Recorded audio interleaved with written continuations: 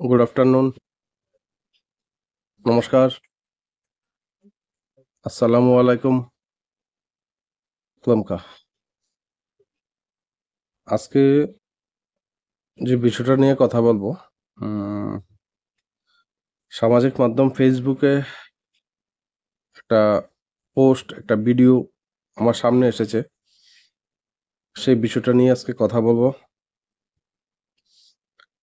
যিনি একজন লোক, একজন ভদ্রলোক, জানি না ওনার বাড়ি কোথায়, সামাজিক মাধ্যমে এসে নিজেকে অনেক মানে স্বঘোষিত অর্থনীতিবিদ, স্বঘোষিত আপনার রাজনীতিবিদ, মানে পলিটিক্যাল অ্যানালাইসিস স্বঘোষিত। উনি নাকি রাজনীতি নিয়ে আলোচনা করে, প্লাস আপনার নিজেকে ইতিহাসবিদও বলে। তো ওনার নাম ননী গোপাল দেবনাথ। ননী গোপাল দেবনাথ ওনার নাম। উনি গতকালকে সম্ভবত একটা ভিডিও করেছে, যেখানে বলছে যে এডিসি হলো একটা পাপ, এডিসি কে দরকার নেই ত্রিপুরাতে, মানে স্বশাসিত জেলা পরিষদ ত্রিপুরাতে দরকার নেই, এটা একটা ত্রিপুরার পাপ। একটা লোক কি করে, একটা লোক কি করে সংবিধানের ঊর্ধ্বে কথা বলে? এডিসি তো 6 শিডিউল এরিয়ার যেটা আছে সমস্ত ভারতবর্ষে সংবিধান স্বীকৃত, এটা অসাংবিধানিক কিচ্ছু নেই। সংবিধান স্বীকৃত করে দেশের সরকার সেই এডিসি বানিয়ে দিয়েছিল। সেই এডিসি কে উনি পাপ বলছে। ওনার যে ভিডিও দেখলাম, উনি নিজেকে ইতিহাসবিদ বলে মনে করেন, অর্থনীতিবিদ বলে মনে করেন, পলিটিক্যাল অ্যানালাইসিস করেন উনি। মিস্টার ননী গোপাল দেবনাথ, আপনাকে আমি বলি, শুনুন আপনি মন দিয়ে। আপনি যদি নিজেকে নিজে ইতিহাসবিদ মনে করেন, আপনি যে কথা বললেন যে ত্রিপুরার কোনো রাজা মুদ্রা চালাও করেনি, ত্রিপুরাতে কোনো রাজা মানে মাণিক্য বংশ, মাণিক্য ডাইনেস্টি কোনো মুদ্রা প্রচলন করেনি। আপনি যদি ইতিহাস জেনে থাকেন, কোন দেশের ইতিহাস সেটা আমার জানা নেই, বাংলাদেশের না তৎকালীন পূর্ব পাকিস্তানের ইতিহাস সেটা আমার জানা নেই। যদি ত্রিপুরার সত্যিকারের ইতিহাস জানতেন, আপনাকে আমি বলে দিচ্ছি, রত্নমাণিক্য, আপনি নাম শুনেছেন? না শোনার কথা হয়তো আপনার মতো লোক। ওই রত্নমাণিক্য ত্রিপুরাতে, মানে মাণিক্য ডাইনেস্টি যে রাজা ছিল রত্নমাণিক্য, সেই রত্নমাণিক্য তার নিজস্ব মুদ্রা চালু করেছিল 1468 খ্রিস্টাব্দে। কত খ্রিস্টাব্দে? 1468 খ্রিস্টাব্দে রত্নমাণিক্য তার নিজস্ব মুদ্রা চালু করেছিল। চেক করে নেন আপনি। আপনি নিজেকে ইতিহাসবিদ বলেন না? চেক করে নেন আপনি। নিজস্ব মুদ্রা চালু করেছিল। আর সেই রত্নমাণিক্যর রাজধানী কোথায় ছিল জানেন?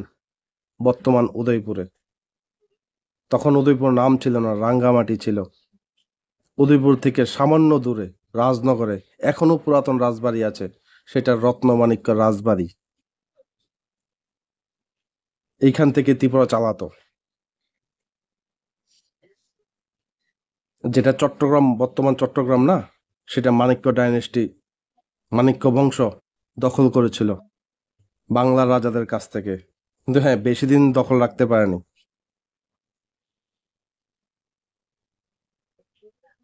আপনি ইতিহাস জানেন। দ্বিতীয়ত, আপনাকে আরেকটা ভুল ধরিয়ে দিই।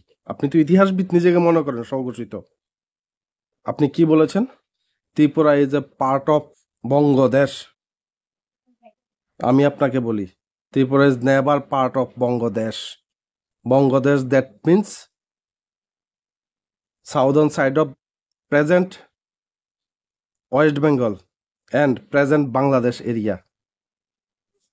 হোয়াট ইজ বঙ্গদেশ জানবেন আপনি? বঙ্গদেশ কোথায় থেকে আসলো? ব্রহ্মপুত্র, যে নাম শুনেছেন ব্রহ্মপুত্র, গঙ্গা ব্রহ্মপুত্র, ওই ব্রহ্মপুত্র গঙ্গা অববাহিকা দুপাশের যে সমতল অঞ্চল ছিল, সেই সমতল অঞ্চলে যারা বসবাস করত, মানে বর্তমান যে ওয়েস্ট বেঙ্গল আছে, নদিয়া, আপনার তো নাম শুনেছেন নদিয়া, সেই নদিয়া ডিস্ট্রিক্টেই পড়ত বেশিরভাগ অংশটা, সেই খুলনা নিয়ে পুরো বর্তমান বাংলাদেশে ব্রহ্মদেশ, সেটা বঙ্গদেশের। বুঝলেন? ইতিহাসবিদ কোথায় থেকে এসব পান আপনি? নিজেকে বড় ইতিহাসবিদ মনে করেন। আপনাকে আরেকটা ইতিহাস বলে রাখছি, হয়তো আপনি জানেন না, আমি দেখিয়ে দেব আপনাকে, যদি চ্যালেঞ্জ করবেন মনে করেন আপনি। ভারত স্বাধীন হয়েছিল 1947 সালে, তখনও ত্রিপুরা স্বাধীন ত্রিপুরা ছিল, স্বাধীন ত্রিপুরা ছিল। তখন ত্রিপুরা মার্চ করেনি ইন্ডিয়ার সাথে, কাশ্মীর মার্চ করেনি ইন্ডিয়ার সাথে, হায়দ্রাবাদ মার্চ করেনি ইন্ডিয়ার সাথে, আর ত্রিপুরা সবসময় স্বাধীন ছিল। ইংরেজরাও পরাধীন করতে পারেনি ত্রিপুরাকে, মুঘলরা ত্রিপুরাকে পরাধীন করতে পারেনি। এত বড় শাসক ছিল মুঘলরা, আপনি জানেন? ইংরেজরা কত অত্যাচার করেছে সমস্ত ভারতবর্ষে, কিন্তু ত্রিপুরা স্বাধীন ছিল। তার সবচেয়ে বড় প্রমাণ বলে দিই আপনাকে, যদি আপনি এইখানে স্থায়ী বাসিন্দা হয়ে থাকেন, আপনাকে বলে রাখি, 1947 সালের পরে 1948 বলুন, 1949 বলুন, 1950 বলুন, ত্রিপুরাতে যে ডাক যোগাযোগ ব্যবস্থা ছিল, যে রেভিনিউ সিস্টেম ছিল, রেভিনিউ স্টাম্প, বা আমরা আজকে যারা দলিল বলি, দলিল, সেই দলিল আপনি দেখে নেবেন। 1950 সনের যে সরকারি দলিল, রেভিনিউ, সেইখানেও রাজাদের মাথা ছিল এই রেভিনিউ স্টাম্পে, উপরে লেখা থাকতো স্বাধীন ত্রিপুরা। 1949 সন, 1950 সনের সেই রেভিনিউ স্টাম্প বলুন, দলিল বলুন, সেইখানে স্বাধীন ত্রিপুরা লেখা থাকতো, মাথা থাকতো রাজার মাথা। আপনাকে আমি দিয়ে দেব, আপনি চিন্তা করবেন না। তাই ভুল ভাল তথ্য দিবেন না। নিজেকে যদি মনে করেন এতই বড় ঐতিহাসিকবিদ, সেটা ত্রিপুরার ইতিহাস না, রাজমালা পড়ে নেন, পেয়ে যাবেন আপনি। আর আপনি কেন এডিসিকে ভাঙতে চান? এরা কি দেশের বাইরের মানুষ?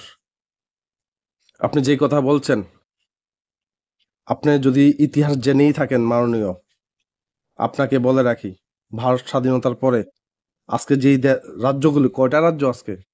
স্বাধীনতার পরে কি এতটা রাজ্য ছিল? সময়ের প্রয়োজনে রাজ্য বেড়েছে, বাড়বে না হয় আরেকটা রাজ্য। কি হলো? আপনার তো মনে দুঃখ কেন, এত কষ্ট কেন আপনার? সেটা তো দেশের বাইরে কেউ বলে না, বলছে না যে আমি চাইনার সাথে যাব, বলছে আমি এই দেশের অঙ্গ থাকবো। আলাদা রাজ্যে দেশ আমাকে, সংবিধান আমাকে দেয় মান্যতা। কি হলো আপনার? আপনার কেন এত চলে? আর যেটা বলছেন ট্যাক্স নিয়ে, আপনি তো অর্থনীতিবিদ, আপনাকে বলে রাখি, ট্যাক্স শুধু আপনি পে করেন না, এই রাজ্যের 40 লক্ষ মানুষ ট্যাক্স পে করে। এই রাজ্যের নিজস্ব কোনো উৎপাদন নেই। জানেন ত্রিপুরার সবচেয়ে বড় শিল্প কি? রাবার শিল্প। ত্রিপুরার সবচেয়ে বড় ইন্ডাস্ট্রি কি? Rubber industry. কোথায় হয় সেটা? সমস্ত এডিসিতে। এই রাবার শিল্প সমস্ত এডিসিতে হয়। ত্রিপুরার দ্বিতীয় আরেকটা বলুন আপনি, যেটা ত্রিপুরার বড় শিল্প। ওএনজিসি জানেন কোথায়? সব এডিসির মধ্যে। ওএনজিসির যত কাজ, ডেভেলপমেন্ট, সব ওএনজিসির মধ্যে হয়। কি বলছেন মশাই আপনি? ভুলভাল। ট্যাক্স শুধু আপনিই দেন? আপনি যখন 1 কেজি চাল 50 টাকা দিয়ে কিনতে যান, কোনো একটা এসটি ক্যাটাগরির লোক, আদিবাসী লোক, কোনো ট্রাইবেল লোক যায়, সেটা 30 টাকা হয়। আপনি যখন একটা শার্ট কিনতে যান, একটা গেঞ্জি কিনতে যান মাননীয় মশাই, আপনি 500 টাকা দিয়ে কিনেন, এসটি লোকেরা কি সেটা 300 টাকা দিয়ে কিনে নাকি? আপনি যখন গাড়ি কিনেন, একটা 10 লাখ টাকা দিয়ে গাড়ি কিনেন, শুধু তো আপনি ট্যাক্স পে করেন আপনার কথা অনুসারে। ট্রাইবেলরা তো কোনো ট্যাক্স পে করে না, তাহলে তার সেই গাড়িটা তো 7 লাখ টাকা হওয়ার কথা। কত পার্সেন্ট ট্যাক্স আসে জানেন আপনি? আপনি তো অর্থনীতিবিদ। কত পার্সেন্ট স্টেট পায়, কত পার্সেন্ট সেন্ট্রাল পায় জানেন আপনি? এই রাজ্যে 40 লক্ষ মানুষ ট্যাক্স দেয় মাননীয়। আপনি যেমন রোড ট্যাক্স দেন, ওই একটা ট্রাইবেল লোকও চলতে গেলে, গাড়ি কিনতে গেলে তার বাইক বলুন, গাড়ি বলুন, তেও ট্যাক্স দিয়ে কিনে, একটা কম না তে কম নেয় না। আপনি একটা যখন টুথপেস্ট কিনেন, একটা ব্রাশ কিনেন, একটা সুই কিনেন, আপনি আপনি যেমন ট্যাক্স পে করেন, জিএসটি পে করেন, ওই ট্রাইবেল লোকটাও জিএসটি পে করে। ত্রিপুরাতে শিল্পপতি বলতে কেউ নেই, একজন লোক দেখাতে পারবেন না যে ত্রিপুরাতে শিল্পপতি। আপনি আপনি যেটা বলছেন যে একমাত্র আপনারাই বাঙালিরাই ট্যাক্স পে করে, ট্রাইবেলরা ট্যাক্স পে করে না, আছে ত্রিপুরাতে কোনো শিল্পপতি? নেই। বাইরের থেকে জিনিস আনে সেগুলিকে, হ্যাঁ এটা সত্যি কথা যে বাঙালিরাই বেশিরভাগ ব্যবসা বাণিজ্য করে, বাঙালিরাই বেশিরভাগ ব্যবসা বাণিজ্য করে, সেটা আমিও মানি। কিন্তু আমি ব্যবসা করি, দ্যাট মিনস এমন না যে আমি সব ট্যাক্স পে করি। আমার থেকে যে জিনিসটা কিনে সেও ট্যাক্স পে করে। আমি যে ব্যবসা করি না, মাননীয় আপনি জেনে রাখেন, আমি আবার জিএসটি ক্লেম করতে পারি, আমার টাকাটা আমি বেশিরভাগগুলো পেয়ে যাই। কিন্তু যে আমার থেকে কিনে সে কিন্তু ট্যাক্স পে করেই কিনে। সুতরাং আপনার অর্থনীতি আপনার কাছেই রাখুন। আলাদা একটা রাজ্য হলে সবার জন্য মঙ্গল। কেন হবে না? আসামে আছে না? আসামে তো আছে। আর ইনার লাইন পারমিট, আপনি যে মানুষকে ভুলভাল তথ্য দিচ্ছেন, কেন আপনি যখন গুয়াহাটি যান বাই রুটে, আপনি তো ইনার লাইন পারমিট, কোনো অসুবিধা হয় কারোর? আমি তো বহুতবার গেছি, 7-8 বার গেছি বাই রুট, ওই কোনোদিন তো ইনার লাইন পারমিট আমার কোনো প্রবলেম হয়নি আজ পর্যন্ত। চেকিং তো করবি স্বাভাবিক, আপনি বাংলাদেশি না কোন দেশি, পাকিস্তানি দেখবি আপনার। আপনার যদি ডকুমেন্ট থাকে আপনার কি অসুবিধা? এসব ভণ্ডামি বন্ধ করুন, বাঙালি ট্রাইবেলের মধ্যে দাঙ্গা লাগানোর চেষ্টা বন্ধ করুন। আপনার যে কথাগুলি বললেন, মানে যারা এডিসিতে থাকে তারা বুঝি সব নেশাখোর, তারা বুঝি সব পাপী? কি করে আপনি এই কথা বলতে পারলেন? এডিসিতে 14 লক্ষ মানুষ নেশাখোর, এডিসি 14 লক্ষ মানুষ পাপী, তারা আদিম মানুষ। এডিসি 14 লক্ষ মানুষ। মশাই ভদ্র হন, ভদ্র হয়ে যান। যদি ইতিহাস না জানেন, অর্থনীতি না জানেন, আসেন কোনো এক সময় মশাই সময় করে শিখে যান। আপনার এই বন্ডামি ইতিহাস, এই পূর্ব পাকিস্তানের ইতিহাস, বাংলাদেশের ইতিহাস সেইখানে রেখে আসুন। ত্রিপুরার ইতিহাস পড়ুন মশাই। 500 বছর জোরে জোরে চিল্লিয়ে চিল্লিয়ে বললেন না, 500 বছর আগে, 500 বছর আগে। আমি আপনাকে 1400 সনের কথা বললাম, যেখানে রত্নমাণিক্য, আজকের থেকে 600-650 বছর আগের কথা বললাম। সুতরাং ইতিহাসকে বিকৃত করবেন না, আর দাঙ্গা লাগানোর চেষ্টা করবেন না। আপনার মতো লোকদের কারণে আজকে রাজ্যের এডিসি পিছিয়ে আছে। এই আপনার মতো লোকরাই এডিসিকে সব থেকে শিক্ষা, স্বাস্থ্য সব দিকে বঞ্চিত রেখেছেন, আপনার মতো মানসিকতার লোক মশাই। কেন ত্রিপুরা যে বাজেট তার শুধু 2% পায় এডিসি? কোনদিন কথা বলেছেন? 100 টাকা যদি বাজেট হয়, কেন 2 টাকা এডিসি পায়?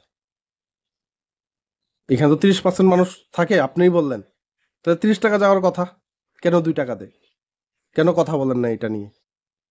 শুধু নিজের স্বার্থটাই দেখেন না। এসব ভণ্ডামি বন্ধ করুন মশাই।